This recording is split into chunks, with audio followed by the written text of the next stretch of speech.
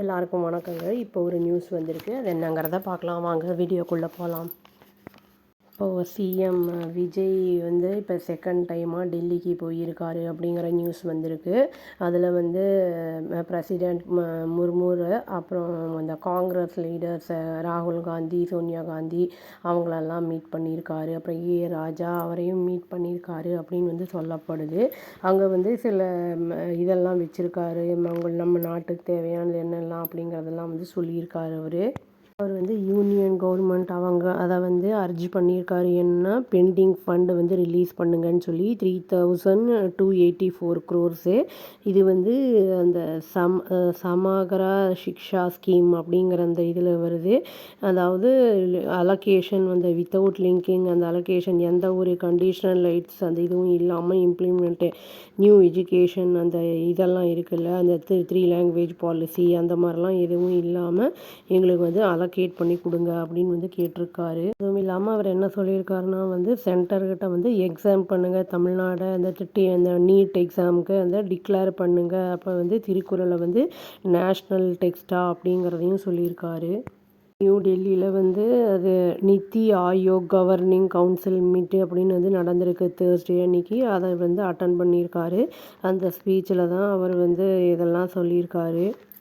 இந்த அமௌண்ட் அந்த ஃபண்டு வந்து எஜுகேஷ்னல் ஃபண்ட்ஸ் வந்து சிக்ஷா ஃபண்ட்ஸ் வந்து எவ்வளோ சீக்கிரம் முடியுமோ அவ்வளோ சீக்கிரம் வந்து அதை வந்து ரிலீஸ் பண்ணணும் அப்படிங்கிறத வந்து கேட்டிருக்காரு. அவர் என்ன students large interest of students அப்படின்னு வந்து சொல்லியிருக்காரு. ஒரு சிஎம் ஆனதுக்கப்புறம் ஃபஸ்ட்டு தடவையாக இந்த மீட்டிங்கில் பிஎம் மோடியோட வந்து கலந்துக்கிற ஃபஸ்ட்டு மீட்டிங் இது அப்படிங்கிறது சொல்லப்படுது. வந்து ரிலீஸ் பண்ணுறதுனால வந்து அது வெல்ஃபேர், அந்த ஸ்டூடெண்ட்ஸோட welfare, continuity of educational services, அப்புறம் வந்து கோஆப்ரேட்டிவ் ஃபெடரலிசம் அதுக்கெல்லாம் வந்து அது தேவைப்படும் அப்படிங்கிறதுனால வந்து அவர் அர்ஜ் பண்ணியிருக்காரு. நீங்கள் நிறைய வந்து மல்டிபிள் டிமாண்ட்ஸ் வச்சுருக்காரு. அது வந்து என்னென்னா சேங்ஷன் பண்ணுங்கள், அதான் இன்ஃப்ராஸ்ட்ரக்சர் ப்ராஜெக்ட்ஸுக்கு வந்து அந்த இது ஃபண்ட்ஸு அப்படிங்கிற மாதிரி கேட்டிருக்காரு.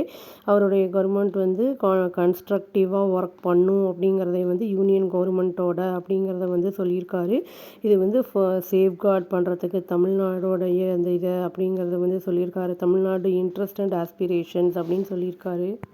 அது மட்டும் இல்லாமல் அவர் வந்து இதையும் அர்ஜ் பண்ணியிருக்காரு. யூனியன் கவர்மெண்ட்டுக்கிட்ட வந்து 2,284 crore வந்து ஒகேனக்கல் ஃபேஸ் அந்த 2 கம்பைன்ட் வாட்டர் சப்ளை ஸ்கீமுக்கு வந்து எங்களுக்கு வந்து அப்ரூவல் வேணும். 6 நேஷ்னல் ஹைவே ப்ராஜெக்ட்ஸ் வந்து இம்ப்ரூவ் பண்ணுறதுக்கு கனெக்டிவிட்டி அந்த ஸ்டேட்டு அண்ட் அந்த செகண்ட் அந்த எய்ம்ஸ் ஃபார் தமிழ்நாடு அப்படின்னு வந்து சொல்லியிருக்காரு. ப்ரிஃபரபுளாக கோயம்புத்தூரில் அப்படிங்கிறதையும் சொல்லியிருக்காருன்னா ஸ்டேட்ஸ் வந்து இந்த மாதிரி டெமான்ஸ்ட்ரேட் பண்ணியிருக்காங்க. அந்த fiscal responsibility, social progress and population stabilisation இதெல்லாம் வந்து ரெக்கக்னைஸ் பண்ணணும்.